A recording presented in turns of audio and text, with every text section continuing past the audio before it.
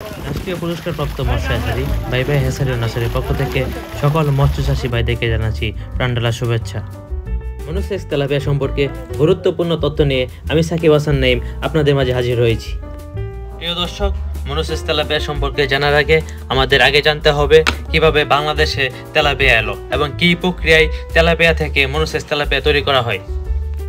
এই গুরুত্বপূর্ণ তথ্যটি জানতে পুরো ভিডিওটি দেখার জন্য বিশেষভাবে অনুরোধ করা হইল। বাংলাদেশ মৎস্য গবেষণা ইনস্টিটিউটের মতে 1954 সালে আফ্রিকা থেকে সর্বপ্রথম বাংলাদেশে তেলাপিয়া মাছটি এসেছিল। এটিকে বলা হতো মোজাম্বিক তেলাপিয়া। মোজাম্বিক তেলাপিয়া দেখতে একটু কালো। এটির প্রজননের হার ছিল অনেক বেশি, কিন্তু বৃদ্ধির হার ছিল খুবই কম। পরে 1974 সালে থাইল্যান্ড থেকে নাইলোটিকা নামে জাতের তেলাপিয়া আনা হয়। এটি মোজাম্বিক তেলাপিয়ার থেকে বেশি হারে বৃদ্ধি পায়।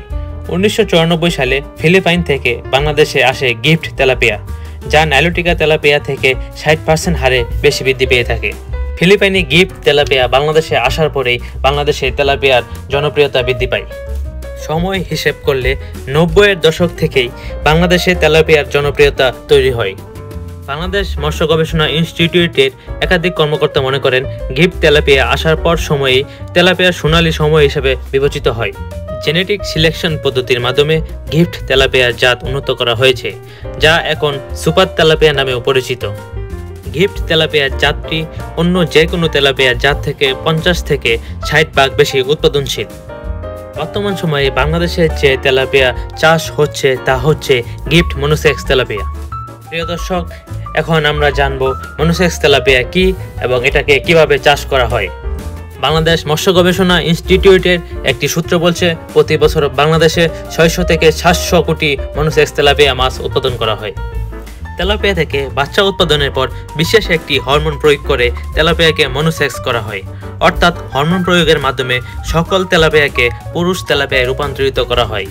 পুনার বয়স 0 বা 1 দিন থাকে, তখন থেকে পরের 21, 23 বা 29 দিন পর্যন্ত হরমোন সমৃদ্ধ খাবার খাওয়ানো হয়।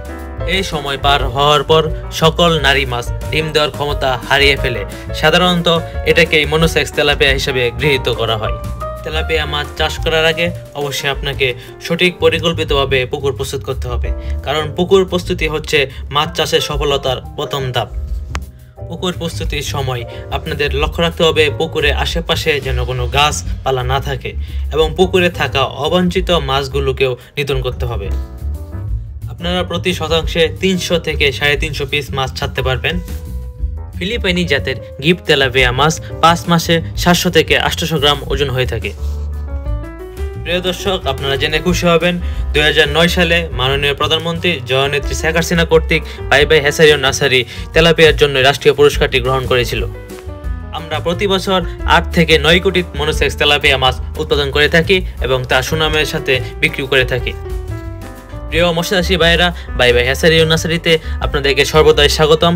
গুণগত মানসম্পন্ন মাছ পেতে সরাসরি আমাদের ডেসক্রিপশনে থাকা নাম্বারে ফোন দিন। কোনো দালাল বা প্রতারক শ্রেণীর কাছ থেকে মাছ নিয়ে প্রতারিত হবেন না। সম্পূর্ণ ভিডিওটি দেখার জন্য আন্তরিকভাবে ধন্যবাদ জানাচ্ছি। আমার এই গুরুত্বপূর্ণ ভিডিওটি ভালো লেগে থাকলে আমার চ্যানেলটি সাবস্ক্রাইব করে পাশে থাকা বেল আইকনটি বাজিয়ে দিন। ধন্যবাদ সবাইকে। পরবর্তী ভিডিও আসার আগ পর্যন্ত সকলের সুস্থতা কামনা করে আমার ভিডিওটি আজকে এখানে শেষ করছি।